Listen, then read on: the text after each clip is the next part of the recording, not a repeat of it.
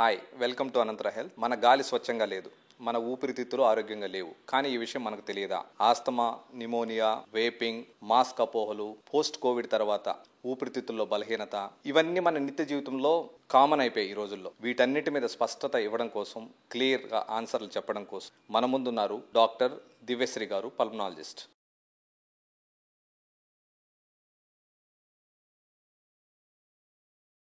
Hi దివ్య గారు. Hello sir. So healthy lungs అంటే ఊపిరితిత్తుల ఆరోగ్యం అనేది ఇప్పుడు trending topic.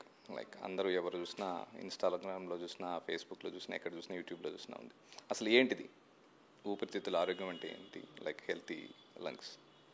Initially healthy lungs గురించి ఎక్కువ ఇన్ఫర్మేషన్ అనేది లేకుండే, బట్ ఆఫ్టర్ 2020 కోవిడ్ వచ్చిన తర్వాత పీపుల్ స్టార్టెడ్ అండర్స్టాండింగ్ లంగ్స్ ఉంటాయి, మనకి వీటి కేర్ తీసుకోవాలి అనేది చాలా ఇంపార్టెంట్గా వాళ్ళు తెలుసుకోవడం స్టార్ట్ చేశారు.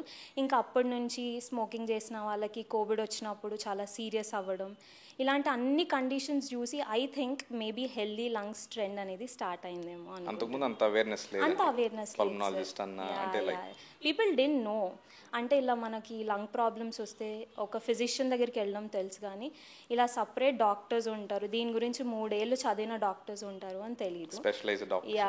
పీపుల్ నౌ కాఫ్ రాగానే దే నో పల్మనాలజిస్ట్ ఉంటారు, మనం వెళ్ళి చూపించుకోవాలి అనే అవేర్నెస్ వచ్చింది. అండ్ ఇంకొకటి, ఇంకా మనం సేమ్ ఇదే విధంగా వైరల్ అవుతుండేవాడు ఫైన్ డస్ట్.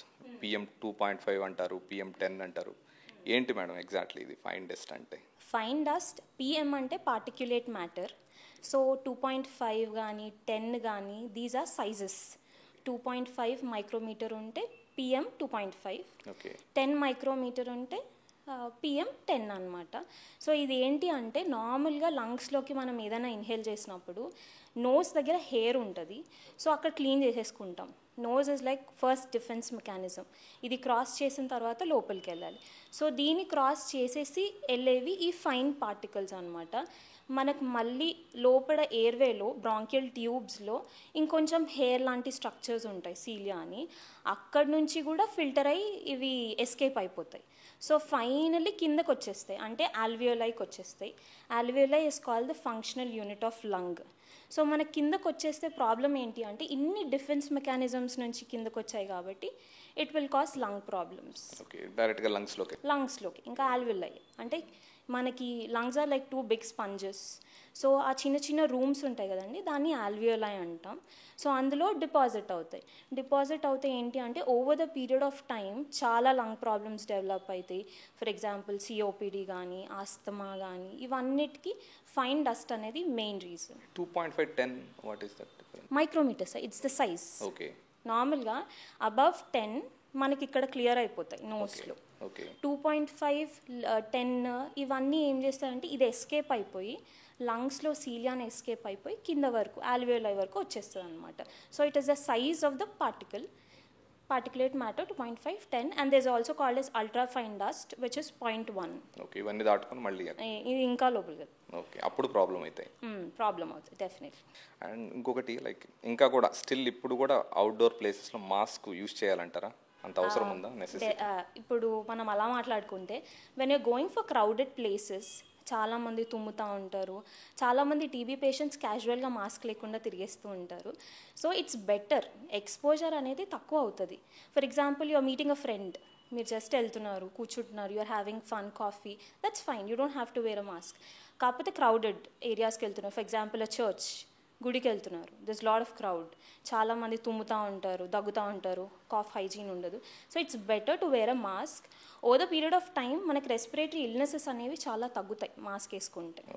అంటే మాస్క్ వేసుకోవడం మాస్క్ వేసుకుంటే ఎంత సఫికేషన్ లాగా ఉంటుంది, స్లో మన బ్రీత్ మనమే తీసుకుంటామని ఒక అపోహ ఉంది. స్లో దానివల్ల ఏమైనా ప్రాబ్లమ్స్ వస్తాయి? నో, దట్ ఈస్ జస్ట్ ఆ ఫీలింగ్ ఆఫ్ సఫకేషన్ వస్తుంది. కానీ ఎలా అంటే టైట్ డ్రెస్ వేసుకున్నప్పుడు మనకి ఎలా ఇబ్బంది అనిపిస్తుంది అలా వస్తుందేమో, కానీ యాజ్ సచ్ మాస్క్ వేసుకోవడం వల్ల ప్రాబ్లం రాదు. కొంతమంది ఉంటారు గ్రేడ్ 4 COPD పేషెంట్స్ అని చెప్పి, వాళ్ళు ఆక్సిజన్ డిపెండెంట్ ఉంటారు అనమాట. ఆక్సిజన్ డిపెండెంట్ పేషెంట్స్కి నార్మల్గానే కష్టమవుతుంది, ఇంకా వాళ్ళకి మాస్క్ పెడితే. సో అలా వాళ్ళు కాకుండా నార్మల్గా UNI normal people can wear a mask. ఇప్పుడు రీసెంట్గా చూస్తే సిటీస్లో ఎస్పెషల్లీ ఎక్కువ మంది లంగ్ ప్రాబ్లమ్స్కి ఎఫెక్ట్ అవుతున్నారు. ఎస్. సో ఏంటి మెయిన్ రీజన్ ఏమంటారు మేడం? పొల్యూషన్ అంటారా, లేకపోతే అదర్ రీజన్స్ ఇంకేమైనా ఉన్నాయా? ఫస్ట్ థింగ్ అంటే ఢిల్లీలో కానీ హైదరాబాద్లో కానీ ఆల్ మెట్రోపాలిటన్ సిటీస్లో అయితే I think it is pollution only. Air pollution can cause lot of problems. Chronic obstructive pulmonary diseases అని చెప్పి, ఆస్తమా ఉన్న వాళ్ళకి ట్రిగర్ అవ్వడం అని కానీ, బ్రాంకైటిస్ పిక్చర్ ఉండడం కానీ, ఇవన్నీ కూడా ఎయిర్ పొల్యూషన్తోనే వస్తాయి. There something called as indoor air pollution as well. ఇంట్లో ఉన్నప్పుడు కూడా కొన్ని ఫాజిల్ ఫ్యూయల్స్ కానీ వేరేవి మనం కట్టెలు, కొంతమంది ఇంకా ఊళ్ళలో కట్టెల పొయ్యలు వాడతారు కాబట్టి వాళ్ళకి ఆ ఎక్స్పోజర్ అనేది ఎక్కువ ఉంటుంది. సో వీటి వల్ల కూడా మనకి ఎయిర్ పొల్యూషన్ వల్ల వచ్చే ప్రాబ్లమ్స్ అన్నీ వస్తాయి. ఫస్ట్ ప్రాబ్లం వచ్చేదైతే chronic obstructive pulmonary disease, COPD అంటాం అనమాట. ఎయిర్వేస్ అన్నీ నారో అయిపోతాయి. ట్యూబ్స్ ఉంటాయి కదండి, అన్నీ ఇలా నారో, ఇలా ఉండాల్సింది ఇలా చిన్నగా అయిపోతాయి. What are major causes like ఈ బస్సెస్ అంటారా, పొల్యూషన్ అంటారా? Definitely the normal air itself is very impure. చాలా ఇట్లా డస్ట్ ఉంటుంది బయటకు వెళ్ళినప్పుడు, వెహికల్స్ నుంచి వచ్చే డస్ట్, ఎన్వైరన్మెంటల్ పొల్యూషన్. కొన్ని కంట్రీస్లో, కొరియా లాంటి కంట్రీస్లో ఎల్లో డస్ట్ అని ఉంటుంది. సో ఇవన్నీ ఉన్నప్పుడు అ పర్సన్ కాన్ బ్రీత్ చేస్తున్న కొద్దీ ఒక రోజు ఏం కాదు, 2 రోజులు ఏం కాదు, ఒక 15 yearsకి we're getting all the diseases. Okay, వీటిని అవాయిడ్ చేయాలంటే ఏం చేయాలి? వేరే మాస్క్. N95 goes well. దాని తర్వాత 85 అని చెప్పి చాలా వచ్చాయి. బట్ హైదరాబాద్లో ఐ థింక్ N95 వర్క్స్. లేదు అంటే మీ triple layered mask, blue colour mask ఉంటుంది చూడండి, అది వేసుకున్నా కూడా మీకు ఆల్మోస్ట్ 49% ప్రొటెక్షన్ వస్తుంది. Disposable mask. Ya disposable mask, అది కూడా 49% ప్రొటెక్షన్. ఓకే. అండ్ ఇంకొకటి పల్మనాలజిస్ట్ అనగానే అందరికీ తెలిసింది ఫస్ట్ ప్రాబ్లం ఆస్తమా. అసలు ఏంటండి అసలు ఆస్తమా అంటే ఏంటి? ఆస్తమా అంటే it's a chronic airway inflammation and allergic disease అనమాట. ఎయిర్వే ఇన్ఫ్లమేషన్ అంటే ఏంటి అంటే, ఎలర్జీస్ ఉన్నప్పుడు ఎయిర్వేస్ ట్యూబ్స్ అనేవి ఇలా వైడ్గా ఉండాల్సిన ట్యూబ్స్ నారో అయిపోతూ ఉంటాయి అన్నమాట. ఆ నారో అయినప్పుడు సిమ్టమ్స్ అనేవి వస్తాయి. ఫర్ ఎగ్జాంపుల్, నారో అయినప్పుడు ఫస్ట్ ఏమవుతుంది, గాలి సరిగా పాస్ కాదు. సో అతనికి ఏమనిపిస్తుంది, షార్ట్నెస్ ఆఫ్ బ్రెత్, ఆయాసం వస్తూ ఉంటుంది. ఇంకోటి ఏమవుతుంది, బాగా పిల్లి కూతలు, అంటే యువర్ లంగ్స్ ఆర్ సేయింగ్ నాకు ఊపిరి అందట్లేదు, అలా సౌండ్ చేస్తూ ఉంటుంది, పిల్లి కూతలు. ఇంకోటి ఏంటి, డ్రై కఫ్ అనేది వస్తుంది. కొన్నిసార్లు బాగా ఇన్ఫెక్షన్ ఉన్నప్పుడు తెమడ, అంటే కళ్ళబడ్డం అంటారు కదా, అది కూడా వస్తుంది. సో ఇవన్నీ ఒక స్పెక్ట్రమ్ ఆఫ్ డిసీజెస్ అనమాట. సో దాన్ని మనం ఆస్తమా అంటారు. It's chronic airway inflammation. ఎలాంటి లక్షణాలు ఉంటే వీటిని మనం ఐడెంటిఫై చేయొచ్చు ఆస్తమా అని మనం జస్ట్? ఫస్ట్ అయితే ఆయాసం, దమ్ము, అది సిగ్నిఫికెంట్గా తెలుస్తూ ఉంటుంది. చిన్న చిన్న పనులు చేసుకున్న ఆయాసం వచ్చేస్తూ ఉంటుంది. కొంతమందికి విపరీతమైన దగ్గు ఉంటుంది. దగ్గు అనేది 1-2 weeks ఉంటుంది. But if you are having cough all the time, మీరు ఏ ఫంక్షన్కి వెళ్ళినా లాస్ట్ ఇయర్ చూసినా దగ్గుతూనే ఉన్నారు, ఈ ఇయర్ చూసినా దగ్గుతూనే ఉన్నారు అంటే డెఫినెట్లీ ఆ దగ్గుకు ఒక కాజ్ ఉంటుంది. సో ఆస్తమా అయ్యే ఛాన్సెస్ చాలా ఉంటాయి. తర్వాత చెప్పినట్టు పిల్లి కూతలు, జుయి జుయిమ్ అని శబ్దాలు రావడం, ఇవొకటి. అండ్ వాళ్ళు చాలా ఫెటీగ్, అంటే నీరసంగా ఉంటారు అనమాట. So most of the patients are also obese, weight ఎక్కువ ఉంటారు. సో ఇవన్నీ సిమ్టమ్స్ వాళ్ళకి అర్థం కాదు, కానీ చాలామందికి తెలియకనే they will not think that it's not asthma. ఒకవేళ తెలిస్తే వాళ్ళు ఇమీడియట్గా వచ్చేవాళ్ళు, దమ్ము నార్మలే కదా అలా అనుకుంటూ ఉంటారు. సో ఇవైతే symptoms: cough, wheezing, shortness of breath and chest tightness, పట్టేసినట్టు ఉండడం. ఓకే, ఇది జెనెటిక్ డిసీజ్ అండి ఇది? యా అంటే జెనెటిక్ అంటే genes play a very important role. Family history అనేది చాలా స్ట్రాంగ్గా ఎఫెక్ట్ చేస్తుంది ఆస్తమాలో. ఇప్పుడు ఫ్యామిలీలో ఎవరికైనా ఉంటే ఆస్తమా వచ్చే chances are very high to the kids అనమాట. సో ఒకవేళ ఫ్యామిలీ హిస్టరీ లేకపోతే 5%, ఒకవేళ ఫ్యామిలీ హిస్టరీ ఉంటే కనుక 25% to 75% ఛాన్స్ వచ్చే ఉంటుంది. ఒక పేరెంట్ ఉంటే it is like 25%, 2 parents 50%, dizygotic twins 50%, monozygotic twins 75%. ఓకే, అట్లయితే రెగ్యులర్గా చెకప్ చేయించుకోవాలి వీళ్ళు? యా అంటే వన్స్ ఇన్ ఎ ఇయరా, లేకపోతే అంటే మీకు ఒకవేళ ఆస్తమా అనేది ఇట్స్ వెరీ క్లియర్ అండి, కనిపించేస్తూ ఉంటుంది. You don't have to think in, కూర్చొని మనం ఆలోచించాల్సిన అవసరం లేదు, ఉందేమో అని నీకు తెలిసిపోతుంది. ఓకే, మీరు చెప్పిన సిమ్టమ్స్ ఉంటే అంతే. యూర్ హ్యావింగ్ కాఫ్, ప్రతి నెల వస్తుంది, కాస్త చల్లబడగానే వస్తుంది, నవ్వితే వస్తుంది దగ్గు, ఏది చేసినా కాఫ్ వస్తుంది అంటే ఆస్తమా ఫ్యామిలీలో ఉందంటే ఫస్ట్ డయాగ్నోసిస్ ఆస్తమానే అనుకోవాలి. ఓకే, ఇవి చిన్న పిల్లలు పెద్దవాళ్ళు అనే డిఫరెన్స్ ఏం లేదు, అందరికీ ఎవరికైనా వస్తుందండి. చిన్న పిల్లలు అంటే 1 year 2 yearsలో ఆస్తమా డయాగ్నోస్ అయిన వాళ్ళు కూడా తెలుసు నాకు. ఓకే, ఆస్మా అనగానే లైక్ అందరికీ కూడా ఒక అపోహనో లేకపోతే అనుకుంటూ ఉంటారు ఇన్హేలర్ ఇంకా పర్మనెంట్ అని, ఎంతవరకు నిజమంటారు ఇది? Inhalers are the safest medicine asthma గురించి మాట్లాడితే. అండ్ చాలామంది ఏమనుకుంటారంటే అదొక పెద్దగా ఉంటుంది చూడడానికి, ఇప్పుడు బీపీ థైరాయిడ్ అంటే టక్కున వేసేసుకోవచ్చు, ఆస్తమా అంటే మన రిలేటివ్స్ ఉంటారు వాళ్ళ ముందుకు స్టిగ్మా ఉంటుంది అనమాట. సో వాళ్ళు ఎలా అనుకుంటారంటే ఇది తీసుకుంటే నాకు ఏదో ఉందనుకుంటారేమో అనుకుంటారు, కానీ అదేం లేదండి. It's just like your BP medicine, thyroid లానే ఇది కూడా. మీకు ఇన్హేలర్స్ లైఫ్ లాంగ్ వాడాలా అంటే కొంతమంది వాడాల్సి వస్తుంది. ఫర్ ఎగ్జాంపుల్ వీక్లీ సిమ్టమ్స్ బట్టి మీకు ఇన్హేలర్స్ని ప్రిస్క్రైబ్ చేస్తారు. If you're not having regular symptoms అనుకోండి, వాళ్ళకి రెగ్యులర్గా ఇన్హేలర్స్ ఇవ్వరు. కాకపోతే వీక్లో మీకు నిద్రపోతున్నప్పుడు కూడా మధ్యలో లేచి దమ్ము తీసుకుంటున్నారంటే there is a problem. So దానికోసం ఇన్హేలర్స్ వాడాల్సిన అవసరం ఉంటుంది. They are the safest medicines అనమాట. మీరు ఆలోచించాల్సిన అవసరం లేదు ఇన్హేలర్ అంటే steroids lot of stigma. Inhalers are very much safe. Okay, so use చేయడం బెటర్. అండ్ ఇంకొకటి ఈ సేమ్ ఈ పల్మనాలజీ అనగానే ఇంకొకటి గుర్తొచ్చేది అందరికీ కూడా తెలిసింది, స్నోరింగ్ ఈ మధ్య ఎక్కువ అయిపోయినాయి because of these reasons, like ఫ్యామిలీలో డిస్టర్బెన్సెస్ కానీ అదర్ రీజన్స్ కానీ. అసలు స్నోరింగ్ ఏంటి, అంత అంటే దేనివల్ల ఇది ఈ ప్రాబ్లం ఎక్కువ అరైజ్ అవుతుంటుంది? ఓకే, యూజువలీ స్నోరింగ్ అప్పుడప్పుడు కొన్నిసార్లు స్నోరింగ్ చేస్తే it's not a big deal. But రోజు స్నోరింగ్ చేస్తున్నారు, పక్క వాళ్ళకి ఇబ్బంది అవుతుంది, they are unable to sleep and room అంతా ఇలా వినిపించేస్తుంది అన్నప్పుడు there is a problem. Usually snoring ఎందుకు వస్తుంది అంటే అప్పర్ ఎయిర్వే అని ఉంటుంది అనమాట, నోస్ నుంచి వోకల్ కార్డ్స్ వరకు. అక్కడున్న ఎయిర్ ప్యాసేజెస్ అన్నీ మనకు నారో అయిపోయినప్పుడు అంటే బ్రెత్ తీసుకోలేమన్నమాట, ఊపిరి తీసుకోలేము. సో పొద్దునంతా వాళ్ళు ఆయాసపడుతూ ఎలానో తీసేసుకుంటారు, పడుకున్నప్పుడు ఈ మెకానిజమ్స్ అన్ని రిలాక్స్ అయిపోతాయి కాబట్టి వాళ్ళకి సడన్గా నిద్రపోతూ ఉంటారు, సడన్గా టక్కున లెగుస్తారు అనమాట. That is called apnea, where your breath is cessation of breath for about 10 seconds అంటాం. అంటే మీ బ్రెత్ 10 seconds ఆగిపోయింది అని అర్థం. సో టక్కున లేసి ఊపిరి తీసుకుంటారు అనమాట. సో ఇలా జరిగినప్పుడు మనం స్లీప్ యాప్నియా అంటాం. దీనికి అందరికీ వస్తుందని లేదండి, ఫ్యామిలీ హిస్టరీ ఉన్నా లేకపోతే ఊబకాయం, ఒబెసిటీ, బిఎంఐ మోర్ దాన్ 30 వాళ్ళకి, కొంతమందికి న్యాచురల్గా షార్ట్ నెక్ ఉంటుంది, ఇలా లావుగా షార్ట్ నెక్ వాళ్ళకి, పుట్టుకతో కొంతమందికి ఈ జా అనేది సరిగా ఉండదు.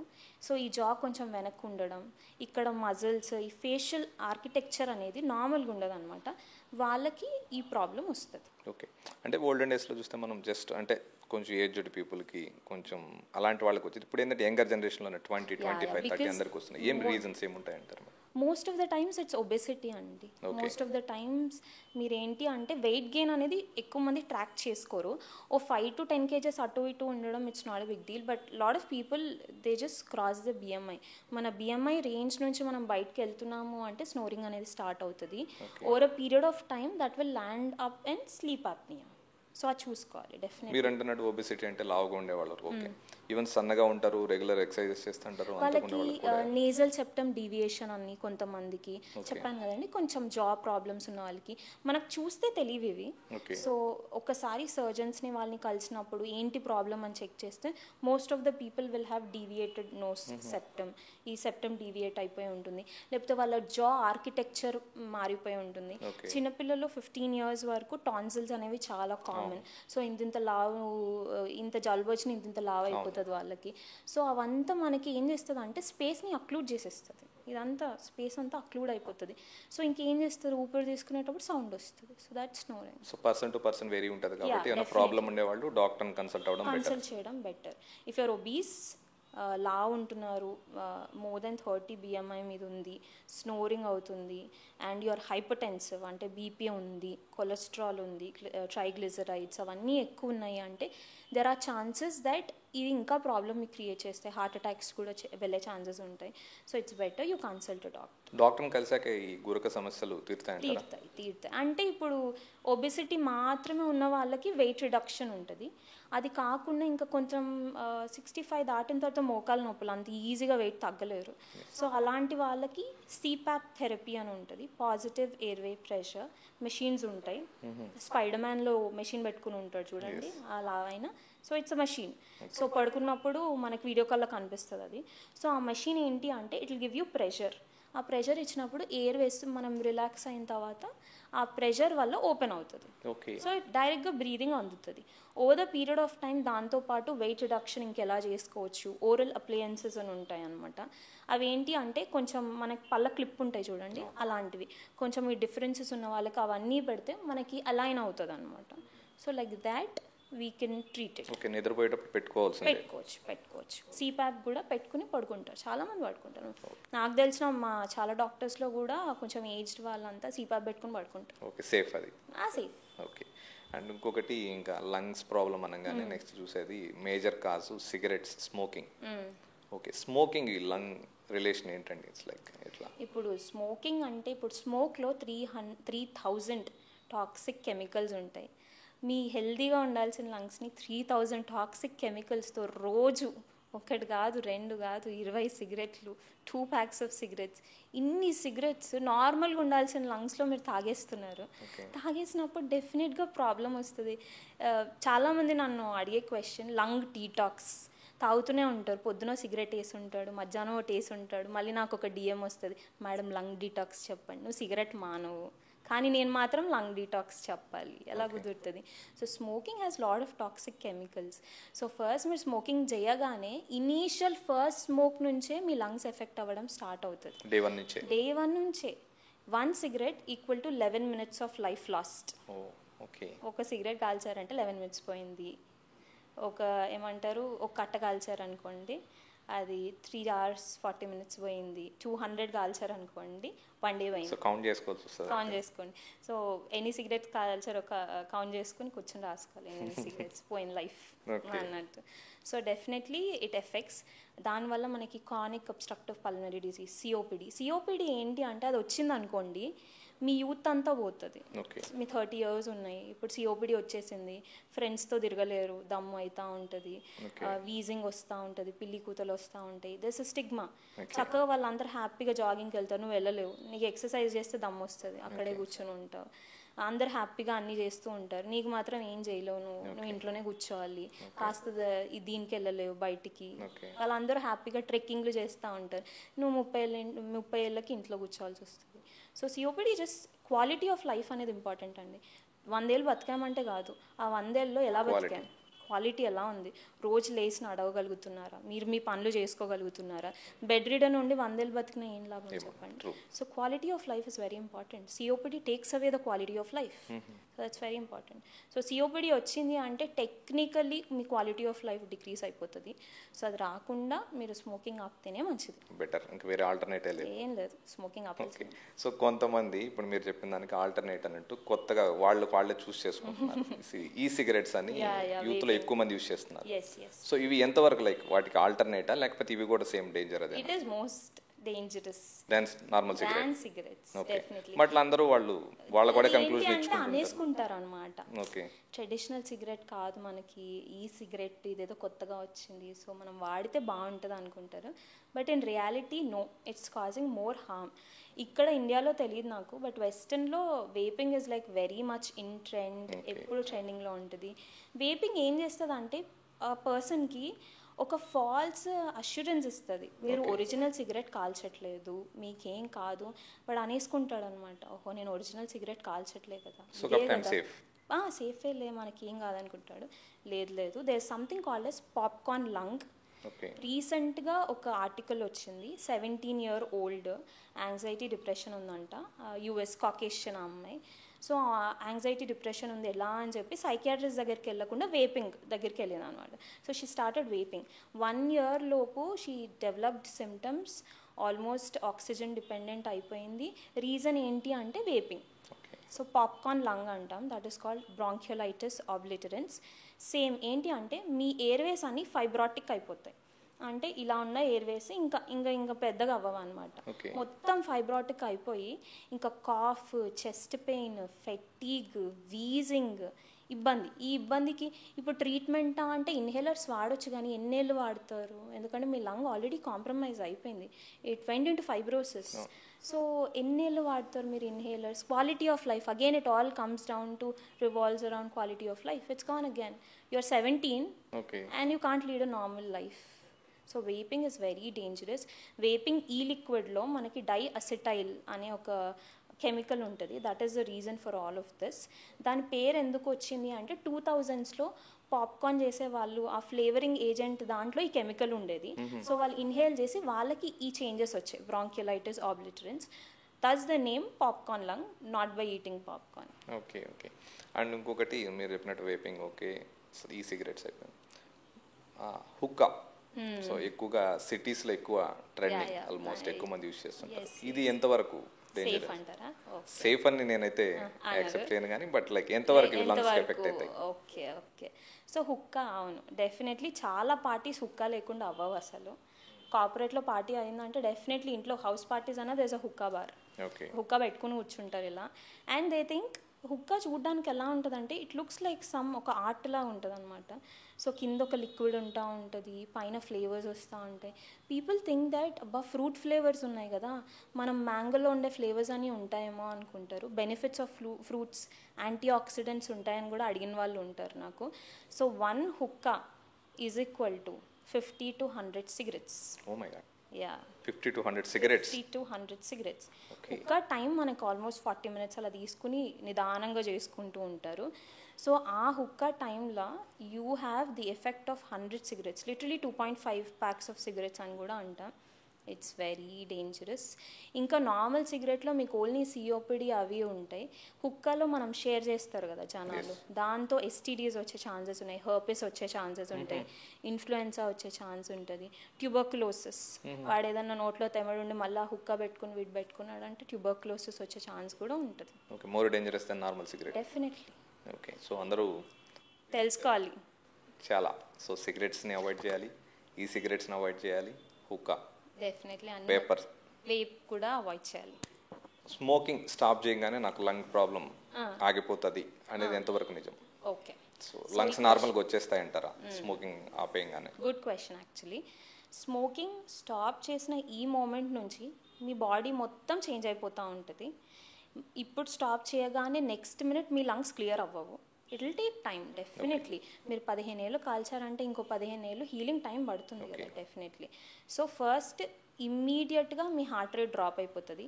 స్మోకింగ్ చేసేటప్పుడు ఎప్పుడు హార్ట్ రేట్ అంతా 120 పైన ఉంటుంది. సో ఇలా ఆపేయగానే ఒక 10 నిమిషాలు మీకు ఆ హార్ట్ రేట్ డౌన్ అయిపోతూ ఉంటుంది. వితిన్ 24 hours మీ బాడీలో ఉన్న నికోటిన్ లెవెల్స్ అనేవి 0, మీ బ్లడ్లో ఉన్న కార్బన్ మోనాక్సైడ్ లెవెల్స్ నార్మల్కి వచ్చేస్తాయి. వితిన్ 1 year మీ కాఫ్ ఏదైతే స్మోకింగ్ వల్ల ప్రెసిపిటేట్ అయిందో, మీ కాఫ్, షార్ట్నెస్ ఆఫ్ బ్రెత్, అవి 2 తగ్గిపోతాయి 1 yearలో. 5 yearsలో మీకు హార్ట్ అటాక్ రిస్క్ అనేది 50% తగ్గిపోతుంది. 10 yearsలో మీ oral cancer, throat cancer, vocal cord cancer ఈ రిస్క్ అంతా 50% తగ్గిపోతుంది. 15 yearsలో మీ హార్ట్ అటాక్ రిస్క్ 75% తగ్గిపోతుంది. ఈ ఓరల్ క్యాన్సర్స్ అన్ని రిస్క్ తగ్గిపోతుంది. Lung cancer, the deadliest cancer, risk 50% తగ్గిపోతుంది. 20 yearsకి ఇంకా you're as normal as a non smoker, ఇంకా మీరు నాన్ స్మోకర్ లాగా అయిపోతారు. లంగ్ క్యాన్సర్ రిస్క్ తగ్గిపోతుంది, వేరే క్యాన్సర్ రిస్క్ తగ్గిపోతుంది, మీకు వచ్చే వేరే ఇన్ఫెక్షన్స్ అన్ని risk. 20 years you're good. Normal non smoker అంత ఎఫికసీ మీ లంగ్స్కి వచ్చేస్తుంది. ఇమీడియట్ గా రాదు కానీ బట్ టైం తీసుకుంటుంది. డెఫినెట్లీ రాదు. సిమ్టమాటిక్ గా యూ విల్ ఇంప్రూవ్. మీకు అనిపిస్తుంది మీకు ఎక్కువ ఎనర్జీ ఉన్నట్టు అనిపిస్తుంది. You will feel better within few months. But బాడీలో ఉండే అదంతా టాక్సిన్స్ అంతా క్లియర్ అవ్వడానికి it will take some time. 15 clear అవుతాయి బట్ టైం పడుతుంది. Not immediate, it will take time. And అందరూ ఏమనుకుంటారంటే యాక్టివ్ స్మోకర్స్ మాత్రమే సఫర్ అవుతారు అనుకుంటారు. So how about passive smokers? ఇప్పుడు ఇంట్లో తాగుతుంటారు, పిల్లలు ఉంటారు, పెద్దవాళ్ళు ఉంటారు, ఇట్స్ లైక్ వాళ్ళకి కూడా ఎఫెక్ట్ అవుతుంది అంటారా ఇది? డెఫినెట్లీ. నేను ఒక క్లినిక్లో వర్క్ చేయడానికి వెళ్ళేదాన్ని. అక్కడ ఒక మేడం ఉండేవారు, she's very close to me. అయితే she used to have cough on and off పెద్ద పట్టించుకునేది కదా, ఎలర్జీ అనుకునేది. అయితే మొన్న రీసెంట్గా లంగ్ క్యాన్సర్ డయాగ్నోసిస్ అయింది తనకి. She has a big mass adenocarcinoma lung diagnose అయింది. She don't smoke, not even one cigarette in her entire life. But the problem is her husband is a smoker since 40 years. Every day more than 1 pack of cigarettes ala kalchevaru aina. So she directly got affected. Passive smoking valla she got lung cancer. Ante she got lung cancer. She's going on treatments. So చాలా మందికి తెలియదు ఏంటి అంటే smoke చేసే వాళ్ళ పక్కన కూడా మనం ఉండకూడదు. Okay. It's okay to say them that మీరు పక్కకి వెళ్ళండి లేకపోతే నేను వెళ్ళిపోతా, కానీ కూర్చుని ఏమన్నా అనుకుంటారని మాత్రం డెఫినెట్గా అక్కడ ఉండకూడదు. స్మోకింగ్ మీకే కాకుండా మీ ఫ్యామిలీ వాళ్ళకి Family వాళ్ళకి ఎఫెక్ట్, మీ చాలా ఫ్రెండ్స్ కూడా పక్కన ఉన్న వాళ్ళకి కూడా ప్యాసివ్ స్మోకర్స్ డెఫినెట్గా అందరికీ ఎఫెక్ట్ సో అవుతుంది. దీన్ని చూసిన తర్వాత ఆల్మోస్ట్ ప్యాసివ్ స్మోకర్స్ అంతా కొంచెం దూరంగా ఉండడం బెటర్. దూరం యాక్టివ్ ఉండడం, స్మోకింగ్ ఆ రూమ్లో చెల్లిపోండి అంతే. నేనైతే పక్కన కూడా ఉండమని ఓకే, చెప్పాను. ఎస్పెషల్లీ పిల్లలకి. పిల్లలకి చాలా ఆస్తమా వచ్చే ఛాన్సెస్ ఉంటాయి, బ్రాంకైటిస్ ఎర్లీ ఏజ్లో ఛాన్సెస్ ఉంటాయి. వాళ్ళ ఇమ్యూనిటీ ఇప్పుడిప్పుడే ఎక్స్ప్లోర్ అవుతూ ఉంటుంది. దానివల్ల చాలా రెస్పిరేటరీ ఇన్ఫెక్షన్స్ వచ్చే ఛాన్స్ ఉంటాయి, మిడిల్ ఇయర్ ఇన్ఫెక్షన్స్ వచ్చే ఛాన్సెస్ ఉంటాయి. పిల్లలు కూడా చాలా ఎఫెక్ట్ వీళ్ళు అవుతాయి. చూసుకునేది వీళ్ళకే కాకుండా వాళ్ళకు కూడా, వాడికి ఏం లేదు, వాడు చిన్నప్పటి నుంచి ఇప్పుడు బాధపడుతూ పెరగాలి. So is also going to get affected. ఈ పల్మనాలజీ రిలేటెడ్ వాటిలో వ్యాక్సిన్స్ ఏమైనా అవైలబుల్ ఉన్నాయి మేడం? ఉంటాయండి, ఉంటాయి. లైక్ అంటే ఉంటే చిన్న పిల్లలకు ఉంటాయా, లేదంటే ఏజ్డ్ పీపుల్ మీరు అన్నట్టు 40-45 తర్వాత వాళ్ళకి కూడా వ్యాక్సిన్స్ అవైలబుల్ ఉంటాయా? అంటే వ్యాక్సిన్స్ అంటే ఇప్పుడు influenza vaccine, pneumococcal vaccine, Covid మనం వేయించుకున్న వ్యాక్సిన్ అది. సో ఈ వ్యాక్సిన్స్ అన్నీ ఏంటి అంటే అందరికీ ఇయ్యరండి. So they are certain conditions. For example bronchiectasis patients అని ఉంటారు.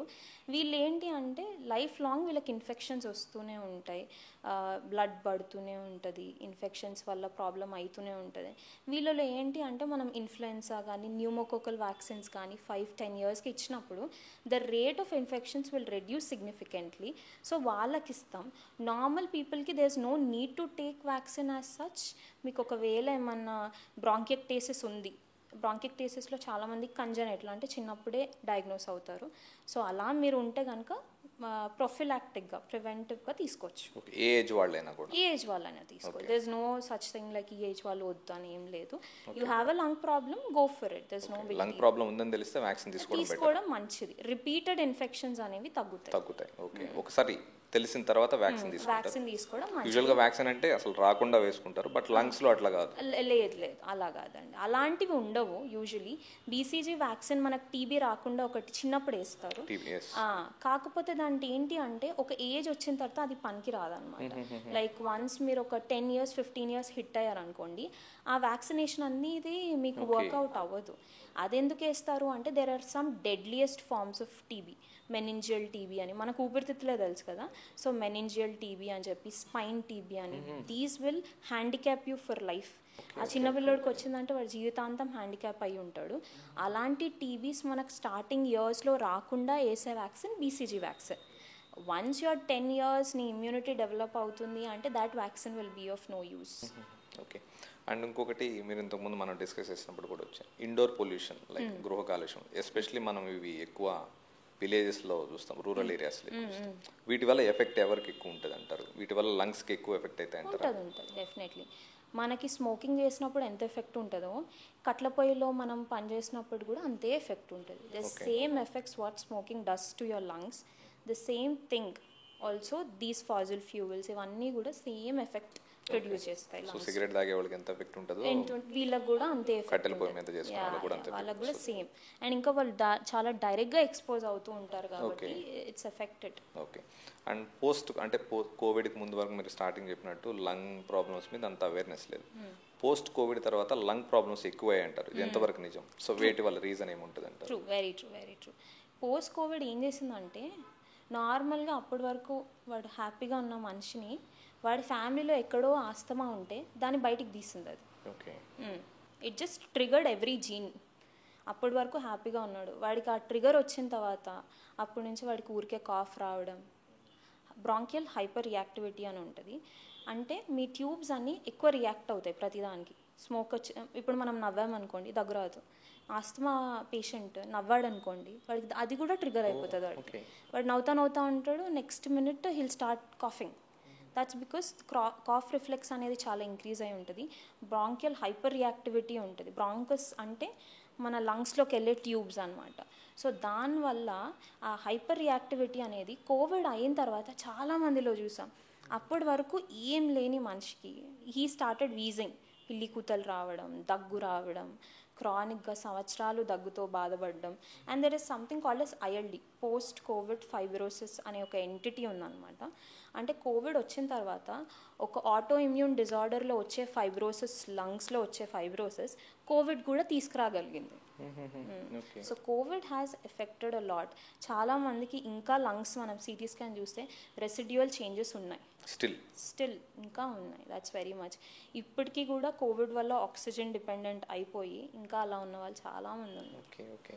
Covid has done lot of loss. చాలా మందికి ఇబ్బంది పెట్టింది. అండ్ మీరు ఇంతకుముందు చెప్పినట్టు టీబీ.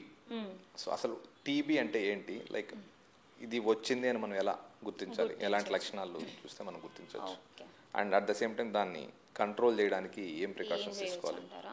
సో టీబీ నార్మల్గా తెలుగులో మనం క్షయ అంటాం. It is caused by a bacteria, Mycobacterium tuberculosis అని ఒక బ్యాక్టీరియా ద్వారా ఈ టీబీ అనేది మనకు వస్తుంది.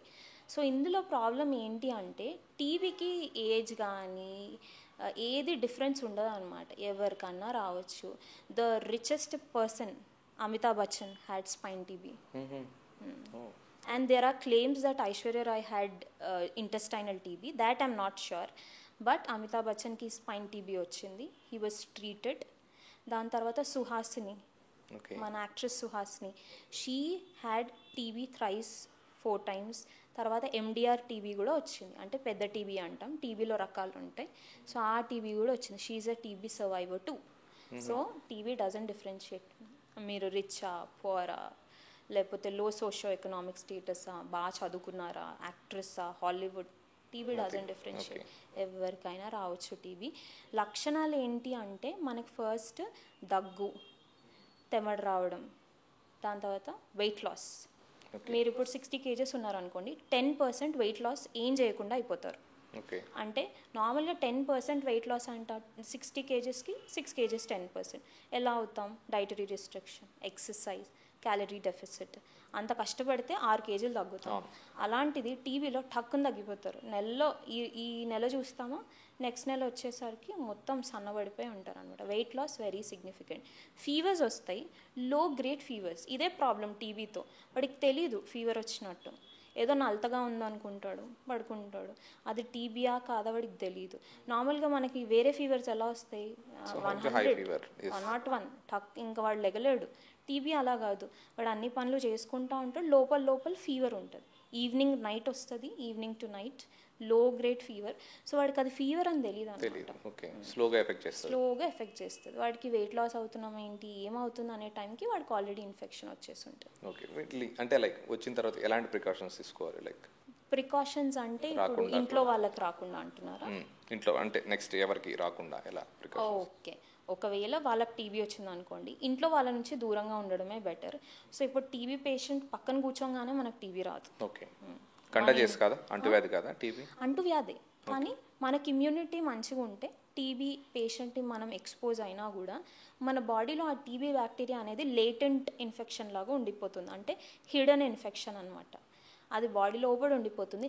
రేపన్న రోజు ఎవరికైనా క్యాన్సర్ వచ్చింది అనుకోండి, కీమోథెరపీ తీసుకుంటున్నాను, అప్పుడు బయటకు వస్తుంది, నేను ఉన్నా కదా ఆ రోజు ఎక్స్పోజ్ అయ్యావు కదా అని. అంతే తప్ప ఒకవేళ నిజంగా టీబీతో ఎక్స్పోజ్ అయితే అందరికి వచ్చేస్తే every doctor would have been tuberculosis patient by right now, because we see so many tuberculosis patients. So it is hidden in your body. మనకి ఇప్పుడు కూడా టెస్టులు చేసినా ఇట్ ఈస్ హిడెన్, మనకు తెలిసిపోతుంది మనకు ఉంది అని చెప్పి. ఇమ్యూనిటీ మెయింటైన్ అయితే చనిపోయే టైంకి కూడా టీబీ రాకుండా ఉండొచ్చు. ఒకవేళ ఇమ్యూనిటీ మెయింటైన్ అవ్వలేదు, మధ్యలో క్యాన్సర్ ఏమన్నా వచ్చింది, లేకపోతే మీరు ఏదో ప్రాబ్లంతో సరిగా తినలేదు, డిప్రెషన్ అని చెప్పి తిండి మానేశారు అనుకోండి, ఇట్ విల్ కమ్ బ్యాక్, వచ్చేస్తుంది నేనున్నా అని చెప్పి it will prove you. Okay, so ఈ లంగ్ స్క్రీనింగ్ టెస్ట్లు ఎంత ఫ్రీక్వెంట్గా చేయించుకుంటే మంచిది అంటారు? లంగ్ స్క్రీనింగ్ టెస్ట్లు అంటే I think you're talking about low dose CT scan. Yeah, low dose CT scan అనేది ఎప్పుడు చేయించుకోవాలి అంటే, ఒకవేళ 20 years స్మోకింగ్ కనుక మీరు చేశారు, యు ఆర్ వెరీ ష్యూర్ ఇన్నేళ్ళు నేను స్మోక్ చేశాను అన్నప్పుడు లో డోస్ సిటీ స్కాన్ అనేది చేయించుకోవచ్చు. లేదు అనుకుంటే ఎక్స్ స్మోకర్, ఇప్పుడు వదిలేసాము బాగానే ఉంది, కానీ ఎక్స్ స్మోకర్ ఒక 1 year క్రితం వదిలేసాము, అప్పుడు ఇన్ని కాల్చే వాళ్ళం అంటే కూడా మీరు చేయించుకోవచ్చు. యూజువలీ 20 years స్మోక్ చేసిన వాళ్ళకి క్యాన్సర్తో పాటు చాలా వేరేవి కూడా ఉంటాయి. So it's better, you can do it. It depends on the person. ఖచ్చితంగా చేయించుకోవాలని రూల్ ఏం లేదు, చేయించుకుంటే మంచిది. లో డోస్ సిటీ స్కాన్ చేయించుకుంటే యూల్ అండర్స్టాండ్ ఏమన్నా ఛాన్స్ ఉందా అనేది, because lung cancer is very deadly. ఇందాక మనం గురుగ టాపిక్ వచ్చినప్పుడు స్లీప్ ఏప్నియా గురించి మాట్లాడుకున్నాం. అసలు స్లీప్ ఏప్నియా అంటే ఏంటి, అంటే ఇవి నిజంగా అంత డేంజరా, లైక్ మనం ఏమైనా దాని గురించి ఏమైనా జాగ్రత్తలు తీసుకోవాల్సిన అవసరం ఉందా? ఓకే, స్లీప్ యాప్నియా అంటే ఇందాక మాట్లాడుకున్నట్టే ఆ పైన ఉండే అప్పర్ ఎయిర్వేస్ అబ్స్ట్రక్షన్ అనేది అవుతుంది. సో పడుకున్నప్పుడు ఎయిర్ పాస్ అవ్వకుండా యాక్నియా ఎపిసోడ్స్ అనేవి చాలా వస్తాయి వాళ్ళకి. సో మాటికి లెగడము, దమ్ము తీయడం ఇలా అవుతూ ఉంటుంది. రిస్క్ ఉందా అంటే డెత్ అంటే ఇమీడియట్గా డెత్ అవ్వడం లాంటివి ఏమి ఉండదు.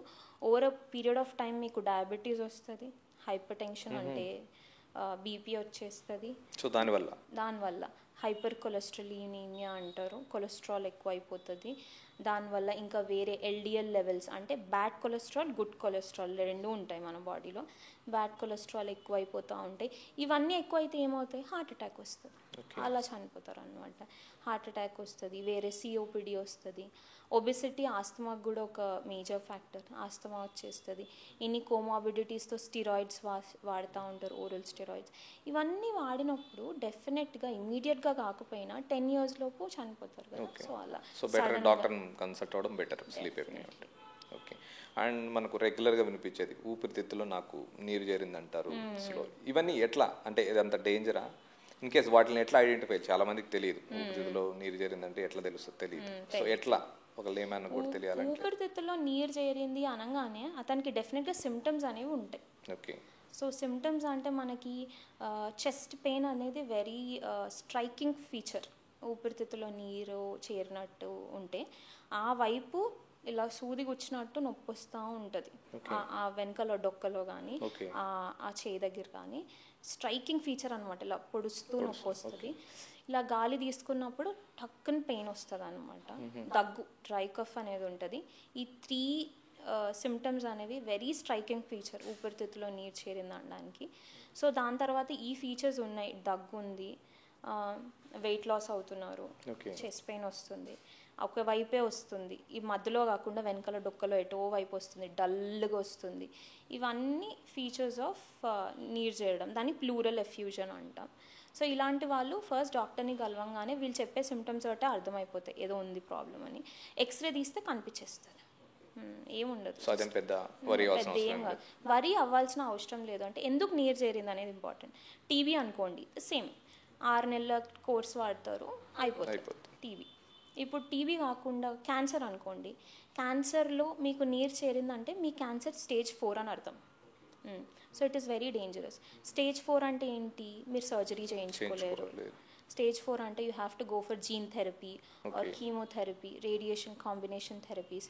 సో ఊపిరితిత్తులో నీరు చేరింది అంటే స్టేజ్ 4కి వచ్చేసినట్టే. సో అలా. సో ఒకవేళ అది ప్రైమరీ క్యాన్సర్ కాదు అంటే లంగ్లో కాకపోతే ఇంకా బాడీలో ఎక్కడుంది అనేది చూసుకోవాలి, పెట్ సిటీ చేసుకోవాలి, వేరే ఎక్కడుంది మనకి క్యాన్సర్ అనేది ఐడెంటిఫై చేసుకోవాలన్నమాట. ఇవన్నీ చేసుకుంటే అప్పుడు తెలుస్తుంది. సో దాని కాజ్ ఇన్ఫెక్షన్ అయితే ట్రీట్మెంట్ ఇస్తే తగ్గిపోతుంది, క్యాన్సర్ అయితే డెడ్లీ. సో కాజ్ ఇంపార్టెంట్, దేనివల్ల వచ్చింది అనేది ఇంపార్టెంట్, నీరు రావడం అనేది. టెస్ట్ చేయించుకోవడం బెటర్. ఇంకొకటి మనం లైక్ రెగ్యులర్గా ఇప్పుడు అందరికీ అలవాటు అయిపోయింది ఎయిర్ ఫ్రెషనర్స్ వాడడం, కానీ కార్ ఏసీ ఉంటుంది, కార్ ఏసీ. సో ఇవి రెండు లైక్ ఎంతవరకు మనకు లంగ్స్ మీద ఇంపాక్ట్ చూపిస్తాయి? సో ఎక్కువ లాంగ్ ట్రావెల్ చేస్తారు, కార్ ఏసీ విండోస్ కూడా దించు. సో ఇలానే ఎయిర్ ఫ్రెషనర్స్ అయితే ఇంకా అసలు రెగ్యులర్గా వాడుతున్నారు. కార్ ఏసీ అంటే ఇప్పుడు మనం ట్రావెల్ చేసేది I think it's 1 or 2 hours. But indoor ACs ఉంటాయి కదండి చాలా ఆఫీసెస్లో, చాలా లాంగ్ టర్మ్గా మనకి ఇండోర్ ఏసీస్ ఉన్నప్పుడు ఏమవుతుంది అంటే ఎయిర్ కండిషనర్ లంగ్ అనేది ఒక కండిషన్ ఉందన్నమాట. It is nothing but hyper sensitivity pneumonitis అంటాం. సో ఇందులో కూడా ఏంటి అంటే లంగ్లో చేంజెస్ వచ్చేసి ఒక ILD, interstitial lung disease pattern అంటే ఫైబ్రోసిస్ లాగా అయిపోతుంది. ఫైబ్రోసిస్ లాగా అయినప్పుడు మళ్ళీ సేమ్ లంగ్ ఇష్యూస్లో ప్రాబ్లం ఏంటి అంటే మీకు దమ్ వచ్చేస్తూ ఉంటుంది, దగ్గు వచ్చేస్తూ ఉంటుంది, ఇవే ప్రాబ్లం. ఇవి over a period of time ఉంటే ఐఎల్డీస్ ఎస్పెషలీ ఇలాంటి డిసీజెస్లో మనకి స్టీరాయిడ్స్ వాడాల్సి వస్తుంది, నాట్ ఇన్హేలర్స్, ఓరల్ స్టీరాయిడ్స్ కూడా ఇవ్వాల్సి వస్తుంది. సో దానివల్ల క్వాలిటీ ఆఫ్ లైఫ్ అనేది ఎఫెక్ట్ అవుతుంది. దీన్ని అవాయిడ్ చేయాలంటే ఏం చేయాలి? సో బయట ప్రొలాంగ్డ్గా మనం ఏసీస్లో ఉండకుండా ట్రై చేయాలి. Whenever you can go out and get back to environment, you should get back. ఏసీస్లో ఎక్కువసేపు ఇంకా చాలామంది ఇంకా ఐసీయూలో వర్క్ చేసే వాళ్ళు ఏసీలోనే ఉంటారు కాబట్టి you have to wear a mask. Mask is like almost very protective for everything. ఆ ఇన్హెలెంట్స్ నుంచి, ఇరిటెంట్స్ డైరెక్ట్గా ఉండకుండా మనకి బెనిఫిట్ అవుతూ ఉంటుంది. ఓకే. సో అండ్ ఈ లంగ్ ప్రాబ్లమ్స్ ఉన్న వాళ్ళు ఎక్కువ నెబులైజర్స్ యూస్ చేస్తుంటారు, ఇవి ఎంతవరకు సేఫ్ అంటారు? ఇట్ ఈస్ వెరీ సేఫ్, దానివల్ల ప్రాబ్లమ్స్ అయితే రావు. It's very safe. మనకి ఇమీడియట్ అక్యూట్ అటాక్స్ అంటాము. ఇన్హేలర్ వాడలేకుండా చాలా పెళ్లి కూతలు వచ్చి ఆక్సిజన్ లెవెల్స్ బాడీలో తగ్గిపోతున్నాయి అంటే మనం హాస్పిటల్లో అడ్మిషన్ చేసుకుని ఇచ్చేది నెబులైజేషన్సే. It's very safe. Home made nebulisers home nebulisations అంత అడ్వైస్ చేయము, బికాస్ హోమ్ నెబులైజేషన్ అలవాటైన వాళ్ళు ఏం చేస్తారంటే ఇన్హేలర్స్ వాడరు. ఓకే, సో ఎప్పుడు ప్రాబ్లం ఉంటే అప్పుడు ఇప్పుడు మనకి నెలకోసారి ప్రాబ్లం వస్తుంది అనుకో, నెబులైజేషన్ వాడుకుంటారు. 2 నెలలకు వచ్చిందంటే నెబులైజేషన్ వాడుకుంటారు. ఇన్హేలర్స్ వాడరు, అంటే మెయింటెనెన్స్ థెరపీ లేదు. ఇలాంటి వాళ్ళకి ఏమవుతుందంటే సడన్గా ఒకేసారి హాస్పిటల్ అడ్మిషన్ అయ్యేంత ఎక్కువ ప్రాబ్లం వచ్చేస్తుంది. వీళ్ళ అప్పటికప్పటికి మనకి చేంజ్ వచ్చినా ఒకేసారి హాస్పిటల్ అడ్మిషన్ అయితే ఏమవుతుంది, హై రిస్క్ ఎక్కువ ఉంటుంది. ఐసీయూ అడ్మిషన్ అంటే మరి రిస్క్. సో నెబులైజర్స్ అంటే ఓన్లీ డాక్టర్ ఓన్లీ మనకి అక్యూట్ ఎపిసోడ్స్లో నెబులైజేషన్స్ వాడాలి. నాట్ ఎవ్రీ టైం క్యాజువల్గా అలా వాడకూడదు. చిన్న పిల్లల్లో ఇట్స్ అడ్వైస్ నెబులైజేషన్, వాళ్ళకి ఇన్హేలర్ కొట్టుకోలేరు కాబట్టి. If you're an adult over 15 years, nebulizations are not the treatment, you have to use inhalers. ఈ లంగ్స్ వాటిలో పిల్స్ వర్సెస్ లైక్ ఇన్హేలర్స్ ఏది బెస్ట్ అంటారు? పిల్స్ అంటే ఏమంటున్నారండి, లైక్ విచ్ పిల్స్? టాబ్లెట్స్ కానీ టాబ్లెట్స్ యూస్ చేయడం బెటర్ అంటారా, లేదంటే ఇన్హేలర్స్ బెటర్ అంటారా? టాబ్లెట్స్ అంటే మనకి నార్మల్గా ఇచ్చే టాబ్లెట్స్ ఏముంటాయి, స్టీరాయిడ్స్ ఉంటాయి, ఓరల్ స్టీరాయిడ్స్ టాబ్లెట్స్. పిల్స్ అంటే ఓరల్ స్టీరాయిడ్స్ ఆర్ నెవర్, అవి ఏంటి అంటే అక్యూట్ అటాక్లో ఇవ్వడానికి, కానీ రోజు వేసుకుంటే మీ బోన్ డెన్సిటీ తగ్గిపోతుంది, ఆస్టియోపోరోసిస్ వస్తుంది, ఈజీగా ఫ్రాక్చర్స్ అవుతాయి, ఒళ్ళు వచ్చేస్తుంది, మీ స్కిన్ టెక్స్చర్ మారిపోతుంది, తొందరగా ఏజ్ అయిపోతారు. సో ఇన్హేలర్స్తో మనకు సైడ్ ఎఫెక్ట్స్ ఏముండవు, బ్లడ్లోకి ఏం కలవు కాబట్టి మీరు తీసుకున్నారా అది ఊపిరితిత్తులో మొత్తం బ్రాంకియల్ ట్యూబ్స్లోకి వెళ్ళిందా అలా సెట్ ఉంటుంది అనమాట. దానివల్ల మీకు side effects are very less, very minimal side effects. So inhalers వాడడం బెటర్ పిల్స్ కంటే కూడా, టాబ్లెట్స్ కంటే కూడా. ఓకే, అండ్ ఇంకో ఎక్కువ మంది చూస్తుంటే వర్క్ చేసేవాళ్ళు బేకరీ ఇండస్ట్రీ ఉంటుంది, సిమెంట్ ఇండస్ట్రీ, ఈ క్లాతింగ్, ఎస్పెషల్లీ క్లాతింగ్ ఇండస్ట్రీ, వీటిలో వర్క్ చేసే వాళ్ళకి ఎక్కువ మందికి లంగ్ రిలేటెడ్ ప్రాబ్లమ్స్ ఎక్కువ ఉంటాయి. సో ఎందుకు వస్తాయంటారు? వాటిని అవాయిడ్ చేయడానికి లైక్ ఎలాంటి జాగ్రత్తలు, వాళ్ళకి ఇంకా తప్పదు ఖచ్చితంగా వర్క్ చేయాల్సిందే, సో ఎలాంటి జాగ్రత్తలు తీసుకుంటే బెటర్ వాళ్ళు? ఓకే, ఇప్పుడు బేకర్స్ అంటే మనకు వచ్చేది మెయిన్లీ ఆస్తమా, బేకర్స్ ఆస్తమా అని ఉంటుంది. సో అది ఎందుకు వస్తుంది అంటే బేకింగ్ చేసేటప్పుడు ఫ్లవర్ ఉంటుంది కదండి, పిండి, ఆ పిండి చిన్న చిన్న ధూళిలా లోపలికి వెళ్ళిపోతూ ఉంటుంది. సో అది వెళ్ళినప్పుడు ఇరిటెంట్స్ అంటాం మనం వీటిని, దీన్ని ఇరిటెంటే అంటాం, దుమ్ము ఇరిటెంటే, ధూళి, ఇవన్నీ ఇరిటెంట్స్. ఇలా వెళ్ళినప్పుడు మళ్ళీ మనకి ట్రిగర్ అవుతుంది అనమాట. There something called as trigger in asthma. బయట నుంచి వచ్చే చాలా మనకి ఎఫెక్ట్ అయినప్పుడు మన సిమ్టమ్స్ ఇంక్రీజ్ అయిపోతూ ఉంటాయి. ఒకవేళ మీకు ఆస్తమా హిస్టరీ ఫ్యామిలీలో ఉన్నట్లయితే, సో ఇలాంటి వాళ్ళందరికీ ఆస్తమా వచ్చే ఛాన్సెస్ ఉంటాయి. సో దీని గురించి అవాయిడ్ చేయాలి అంటే అక్కడ ఇంకా పనిచేస్తున్నప్పుడు you have to do, family history of asthma ఉంది అంటే అలాంటి వాటిని అవాయిడ్ చేసుకోవడం బెటర్. బేకర్స్ అయితే మాత్రం. టెక్స్టైల్ ఇండస్ట్రీలో ఆ కాటన్ ఫైబర్స్ ఉంటాయి కదండి, అవన్నీ లోపలికి వెళ్ళిపోతాయి. Again same, these are all irritants. ఒకటి డస్ట్ ఫామ్లో వస్తుంది, ఒకటి ఫైబర్ ఫామ్లో వస్తుంది. ఈ ఇరిటెంట్స్ అన్నీ మళ్ళీ మనకి ఊపిరితిత్తుల్లోకి వెళ్ళి it is causing the same problem. Cause ఏదైనా ఉండొచ్చు, the end result is asthma. ఇవన్నీ మనకి మళ్ళీ స్మోక్, వేరే ఏదో అన్నారు ఇంకొకటి, ఈ టెక్స్టైల్లోనే మీరు ఎత్తుకుంటే, మీరు ఇంతకుముందు చాలా మంది కంపెనీస్ కానీ వాళ్ళు ఏం చేస్తారంటే ఎండ్ ఆఫ్ ద డే వాళ్ళు వెళ్ళిపోయేటప్పుడు ఆల్మోస్ట్ వర్క్ చేసేటప్పుడు మాస్క్ వేసుకోమంటారు, వెళ్ళేప్పుడు ఏం చేస్తారంటే సమ్ రెమెడీస్ ఏదో ఇస్తుంటారు end of the day, like ఏదో బనానా తినడమనో లేకపోతే బెల్లం తింటే లైక్ ఏం కాదు అని ఒక ఎక్కువ ఉంది అంటే టెక్స్టైల్ ఇండస్ట్రీలో ఎస్పెషల్లీ ఎంప్లాయీస్కి ఇస్తుంటారు. సో అవి ఎంతవరకు సేఫ్ అంటారు? బెల్లము banana I'm not sure it has any scientific evidence ఉన్నట్టు I'm not sure. Okay. Avoiding exposure is the only treatment అని చెప్పగలుగుతా. I don't think bellam గానీ banana గానీ they are not at all related to the pathology going on. Okay. So rather than that, wearing a mask will be very beneficial. ఇవి తినడం వల్ల ఏం use ఉండదండి, ఏముంటుంది. So ఈ సిమెంట్ ఇండస్ట్రీలో సిమెంట్ ఇండస్ట్రీలో కొన్ని డిసీజెస్ ఉంటాయి, ఆక్యుపేషనల్ లంగ్ డిసీజెస్ అంటాం, న్యూమోకోనియోసిస్, సిలికోసిస్, ఆస్బెస్టాసిస్, ఇలాంటి చాలా లంగ్ కండిషన్స్ వస్తూ ఉంటాయి. ఇవి ఏంటి అంటే ఇవి లోపలికి వెళ్ళిపోయి ఫైబ్రోసిస్ ఆఫ్ లంగ్స్ కాజ్ చేస్తూ ఉంటాయి. ఈ చిన్న ధూళి ఇవంతా వెళ్ళిపోయి లోపలికి మొత్తం ఏమంటారు ఊపిరితిత్తులో ప్యాచ్లాగా ఫామ్ చేస్తాయి. ఇవి ఇలా ఫామ్ చేయడం వల్ల over the period of time దీని మీద టీబీ రావడం, బికాజ్ ఆల్రెడీ కాంప్రమైజ్డ్ లంగ్స్, అలా టీబీ వచ్చిన తర్వాత చాలా ప్రాబ్లం అవ్వడం, ఆక్సిజన్ డిపెండెంట్ అవ్వడం అదంతా ఉంటుంది. So these are called occupational lung diseases. ఇది సపరేట్ కేటగిరీ ఉంటుంది. కోల్ ఇండస్ట్రీస్లో వర్క్ చేసేది. కోల్ ఇండస్ట్రీస్ ఇప్పుడు ఆ కేజీఎఫ్ మూవీలో చాలా దుమ్ము ఉంటుంది కదండి. సో ఐ థింక్ అది అనుకున్నప్పుడు చూసినప్పుడు అదే అనిపించింది, ఇంత దుమ్ములో చేస్తున్నారు అని చెప్పి. So this lot of exposure of coal, this lot of exposure sand. So ఈ డిసీజెస్ వచ్చే ఛాన్సెస్ ఉంటాయి. కానీ క్రానిక్ ఎక్స్పోజర్ ఉండాలి మనకి over the period of 1 year, 2 years, 5 years.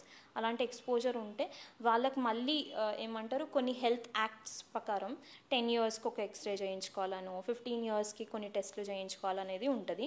If they feel they are unfit వాళ్ళని తీసేస్తారు. Okay okay.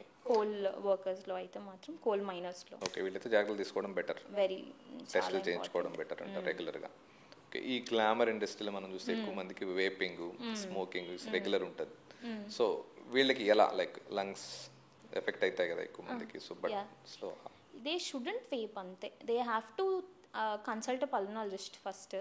చేయొచ్చా లేదా అని కనుక్కోవాలి. వాళ్ళు అది సేఫ్ అనేసుకుని చేయడం అనేది డెఫినెట్లీ కరెక్ట్ కాదు.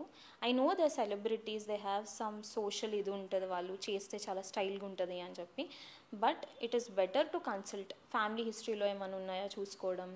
ఆ వేపింగ్ కూడా ఇట్స్ వెరీ రిస్కీ, చాలా ప్రాబ్లమ్స్ వస్తున్నాయి. సో ఎప్పుడు కూడా చెయ్యొచ్చు అనేది ఇట్స్ నెవర్ అన్ ఆన్సర్. ఎవరన్నా చేయమంటున్నారంటే ఇట్స్ రాంగ్. సో చేయకూడదు అనేదే ఇంపార్టెంట్. ఇంకా ఒకవేళ అడిక్షన్లోకి వెళ్తే మనకి అడిక్షన్ని ట్రీట్ చేయడానికి కూడా చాలా మెథడ్స్ ఉన్నాయి. We have cognitive behavioural therapy, సైకియాట్రిస్ట్ని కలవచ్చు. చాలా టాబ్లెట్స్ ఉంటాయి 12 weeks. బెటర్ అవాయిడ్ చేయడం బెటర్. వేపింగ్ ఒకవేళ అడిక్షన్ ఉన్నా కూడా you can leave it. Okay, it's not like addiction వచ్చింది ఇంకా నేను వేప్ చేస్తూనే ఉండాలి అని ఏం కాదు. సో మీరు చెప్పినట్టు క్వాలిటీ ఆఫ్ లైఫ్ లీడ్ చేయాలంటే తప్పదు, you have to leave it. Okay. And ఇప్పట్లో చూస్తే సిటీస్లో అందరు ఏంటంటే అపార్ట్మెంట్స్ అవి వచ్చేసినాయి. అందరు క్లోజ్డ్ రూమ్స్లో ఉండడం బాగా అలవాటు పడిపోయింది. వెంటిలేషన్ ఉండదు proper, not even exhaust fans. So అలాంటి వాళ్ళకి ఎఫెక్ట్ ఏమైనా అవుతుందా లంగ్స్ ప్రాబ్లం అన్నీ? ఇండోర్ క్లోజ్డ్ రూమ్ వెంటిలేషన్స్లో, క్రౌడెడ్ రూమ్స్లో మనం మేజర్గా చూసేది ఏంటి అంటే ఇన్ఫెక్షన్స్. అందులో TB is very common. Especially కొన్ని కమ్యూనిటీస్లో, for example they live in very small areas, అన్నీ మూసేసుకొని స్మాల్ ఏరియాస్లో ఉంటూ ఉంటారు. ఇంట్లో 10 మంది ఉంటారు. సో వాళ్ళు ఏంటి అంటే ఆ స్మాల్ ఏరియాలో ఆ టీబీ బ్యాక్టీరియా అనేది బయటికి వెళ్ళడానికి మనం ఛాన్స్ ఇవ్వట్లేదు. So it circulates there it self.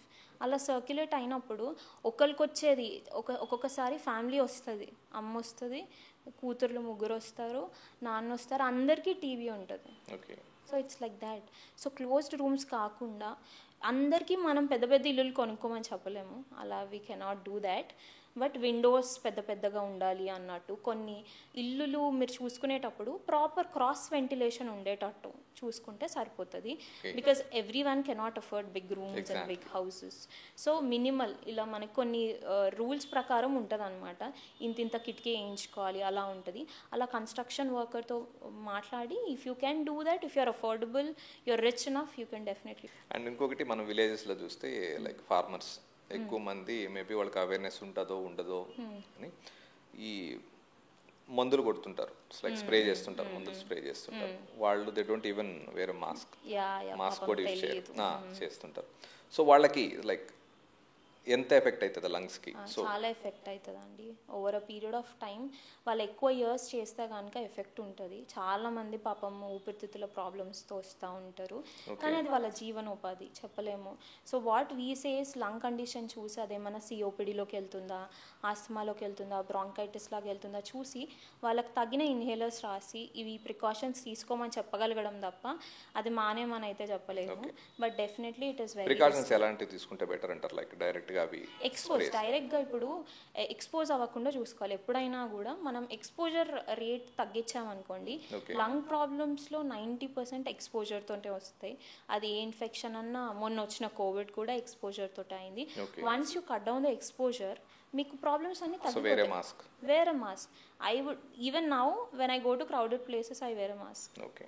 So వీళ్ళు కూడా స్ప్రే చేసేటప్పుడు మాస్క్ మాస్క్ వేసుకుని నీట్గా గ్లవ్స్, పాయిజన్స్ ఉంటాయి అందులో కాబట్టి గ్లవ్స్ వేసుకుని వేసుకున్న షర్ట్ మీద ఉన్న టాక్సిన్స్ కూడా ఒకసారి ఇన్హేల్ చేసి ప్రాబ్లమ్స్ రాగలుగుతుంది.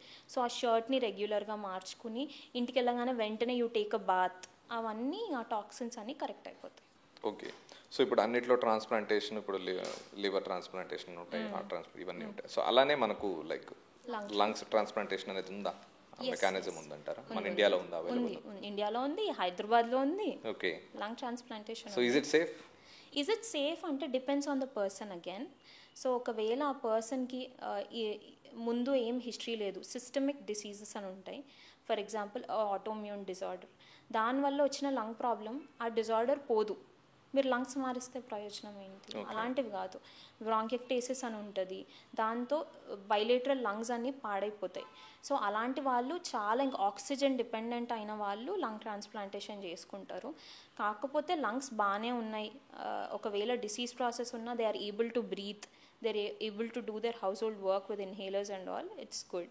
ఆక్సిజన్ డిపెండెంట్ అయి బెడ్ రిడన్ అయిపోతున్నారు అంటే చేసుకుంటారు అనమాట. అందులో 5 years సర్వైవల్ రేట్ వచ్చేసి మనకి 60% ఉంది అంటున్నారు. there's one man who survived, Howard అని చెప్పి, గ్రహం హావర్డ్ అని చెప్పి, యుఎస్ అతను, he is the longest survivor of lung transplantation. చేయించుకున్న తర్వాత 32 years బతికాడు అనమాట. యూజువల్గా అయితే మనం ఎంత వరకు చెప్తారు? 5 year సర్వైవల్ రేటే ఇస్తారండి, బికాజ్ యూ కెనాట్ సే ఏమవుతుందో అని.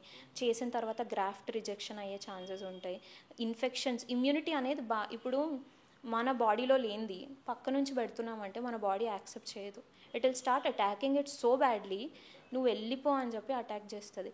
అలాంటప్పుడు మనం ఏం చేస్తాం, మన బాడీ ఇమ్యూనిటీని తగ్గించేస్తాం, ఇమ్యూనో సప్రెసివ్ వాడతాం. ఎందుకు?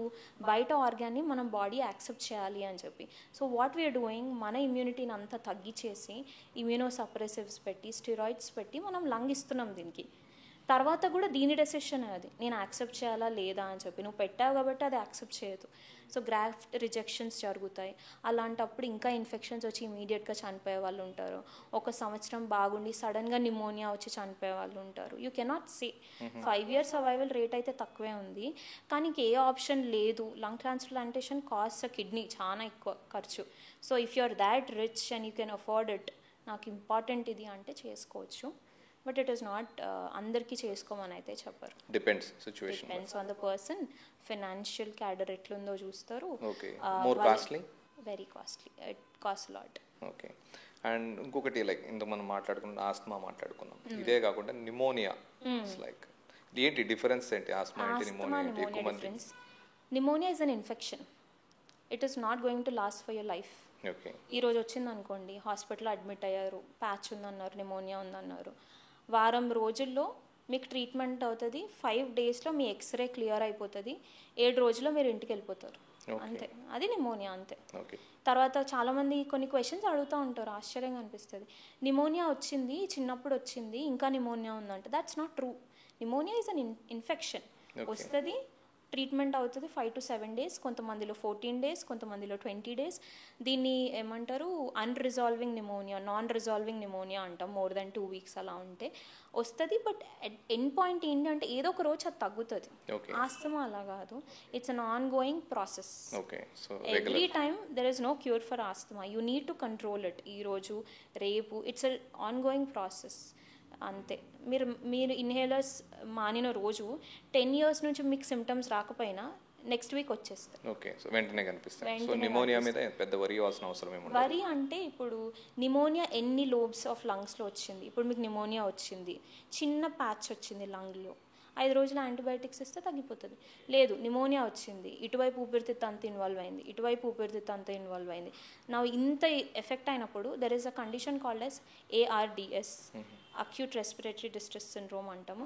మనకి కోవిడ్లో ఎండ్ పాయింట్ వచ్చింది ARDS, దీనివల్లే చనిపోయారు చాలామంది. సో ఇలాంటి ARDS వచ్చినప్పుడు వెంటిలేటర్ మీద పెడతారు. దాని తర్వాత వెంటిలేటర్ సరిగా పనిచేయట్లేదు అంటే ట్రెకియోస్టమీ అని చెప్పి అది చేస్తారు. అది పనిచేయట్లేదు అంటే ఎక్మో పెట్టిన కేసెస్ని చూసాను నేను. సో ఎక్మో పెట్టినా కూడా చనిపోయిన వాళ్ళు ఉంటారు. ఎక్మో పెట్టిన తర్వాత బతికే వాళ్ళు ఉంటారు. Okay. So depends person to person vary ఉంటుంది. మీకు ఎంత ఇన్వాల్వ్ అయింది లంగ్స్, మీరు ఎంత ఎఫెక్ట్ అయ్యారు, అది ఎంత రెసిస్టెంట్ ఆర్గనిజం. ఇప్పుడు వచ్చింది రెగ్యులర్ ఆర్గనిజమ్స్ కాకుండా కొన్ని మల్టీ డ్రగ్ రెసిస్టెంట్ ఆర్గనిజమ్స్ అని ఉంటాయి. అవి వచ్చినప్పుడు ఎన్ని యాంటీబయాటిక్స్ పెట్టినా తగ్గవు. సో అలాంటి వాళ్ళు కూడా ఉంటారు. It all depends on the person. Okay. ఇంకొకటి కొంతమందిలో అపోహలు కావచ్చు, మేబీ వాళ్ళకి అనుకోండి, ఇవి పెట్స్ లైక్ మన ఇంట్లో ఉంటాయి, పెట్స్ ఉంటాయి, డాగ్స్ కానీ క్యాట్స్ కానీ కొంతమంది ర్యాబిట్స్ అవి అన్ని పెంచుకుంటుంటారు. సో వాటి వల్ల లంగ్ ప్రాబ్లమ్స్ ఎక్కువ వస్తాయని అపోహ కానే కాదు, అది it's very much true that lung problems వస్తాయి. అవి ఏమంటారు, ఫర్ వదిలేస్తూ ఉంటాయి ఎక్కడికి వెళ్ళినా. మనం డాగ్స్ చూస్తే మంచిగా బెడ్ ఎక్కి ఆడుకున్న తర్వాత కిందంతా వాటి ఎంటికలు ఫర్ అంతా ఉంటుంది. అవన్నీ ఏం చేస్తాం మనం, ఎంతని క్లీన్ చేస్తాం? ఏదో ఒకటి అయితే మీరు ఇన్హేల్ చేస్తారు కదా. కూర్చున్నప్పుడు పర్లేదు, ఓకే, కూర్చున్నప్పుడు ఇన్హేల్ చేయట్లేదు, పడుకున్నప్పుడు అటువైపు తిరిగి పడుకుంటారు కదా, ఎంతో కొంత వెళ్తుంది కదా లోపలికి. వెళ్ళినప్పుడు it's a foreign body, it's a trigger. ఏం చేస్తుంది, మీ ఫ్యామిలీలో ఎక్కడో మీ ముత్తాతకు ఆస్తమా ఉంది, మీకు ఆస్తమా ట్రిగర్ అవుతుంది, అంతే. ఎక్కడో ఆస్తమా ఉంటుంది, అప్పటి వరకు మీకు సిమ్టమ్స్ లేవు, ఇది వచ్చింది, మీకు ఒక రీజన్ వచ్చింది, బాడీకి ఓహో వచ్చింది కదా, వచ్చేస్తుంది. అట్లా కాబట్టి కేర్ఫుల్గా ఉండాలి, డెఫినెట్లీ కేర్ఫుల్గా ఉండాలి. Even I don't advice pets అంత, ఇప్పుడు డాగ్ లవర్స్ అనకూడదు కానీ స్టిల్ మీకు ఏమైనా అలర్జిక్ హిస్టరీ ఉంది లైఫ్లో, మీ అమ్మగారు తుమ్ముతానే ఉంటారో లేకపోతే మీ నాన్నగారికి సిమ్టమ్స్ ఉన్నాయంటే it's better avoid it. Okay. And ఈ పీజియన్స్ లైక్ పావురాలకి లంగ్స్ కి ఎలా? పావురాలలో ఆ రెక్కలు ఉంటాయి కదండి, ఆ రెక్కలకి సపరేట్ యాంటీజెన్స్ లాగా ఉంటాయన్నమాట. సో అవి ఇన్హేల్ చేసినప్పుడు there is a condition called as hyper sensitivity pneumonitis. దానివల్లనే మీనా వాళ్ళ హస్బెండ్ చనిపోయారు అని కూడా, యాక్ట్రెస్ మీనా వాళ్ళ హస్బెండ్ చనిపోయారు అనమాట. It is true, it's very true. Hyper sensitivity pneumonitis అని వస్తుంది. దీనికి ఏంటి అంటే ఇనీషియల్ ఎక్స్పోజర్ అయినప్పుడు ఫ్లూ సిమ్టమ్స్ లాగా వస్తాయి, అంటే జలుబు, దమ్ము, పిల్లి కూతలు. అప్పుడు మానేసేయాలి. Body is telling you expose అయ్యావు, నీకు సెట్ అవ్వట్లేదు, ఆపే అని నీ బాడీ సిగ్నల్ ఇస్తుంది. మీరు అది వినలేదు, you keep on going to pigeons, keep on feeding them. ఇంకా ఎక్స్పోజ్ అవుతున్నారు, ఏమవుతుంది, your body will start developing symptoms, chronic symptoms develop చేసుకుని అక్యూట్ హెచ్పి, క్రానిక్ హెచ్పి అని ఉంటుంది. క్రానిక్ హెచ్పి ఏంటంటే it presents as fibrotic lung disease. Fibrosis వచ్చిందంటే ఈజీగా చనిపోతారండి, because lungs are very spongy, దూదుల్లా ఉండాలి. అవి ఇప్పుడు రాళ్ళలాగా అయిపోయాయి, చనిపోతారు కదా. ఊపిరి ఎవరు తీసుకుంటే అవి రాళ్ళు అయిపోతాయి. పావురాలు అనేది చాలా కేర్ఫుల్గా ఉండాలి. అండ్ ఇంకొకటి మనకు రెగ్యులర్ యూసేజ్లో ఉంటుంది మస్కిటో కాయిల్స్ కానీ, లైక్ ఇంట్లో అగరబత్తీలు కానీ, లైక్ ఇవన్నీ రెగ్యులర్ యూస్ చేస్తుంటారు. ఇవి వాట్ వేర్ లైక్ లంగ్స్కి ఎఫెక్ట్ చేస్తాయి? స్మోక్ సేమ్, మనం ఇందాక ఫాజిల్ ఫ్యూయల్స్ గురించి మాట్లాడుకున్నాం కదా, కర్రలు కాల్చేటప్పుడు సేమ్ స్మోక్, ఇక్కడ కూడా స్మోక్ వస్తూ ఉంటుంది, పీలుస్తూ ఉంటారు. Over the period of time 5 years 10 years COPD, chronic obstructive pulmonary disease. Lungs ఎంత సెన్సిటివ్ అంటే ఏ పొగను తట్టుకోలేవు, ఏ స్మోక్ని తట్టుకోలేవు, ఏది చేయలేవు అనమాట. దట్ వీటిలో మంచిగా ఏమంటారు, మంచి స్మెల్ వస్తుంటాయి, వాటి కోసం కెమికల్స్ యూస్ చేస్తూ ఉంటారు. సో ఆ కెమికల్స్ కూడా ఇన్హెలెంట్ ఇంజురీస్ అని అవుతాయి.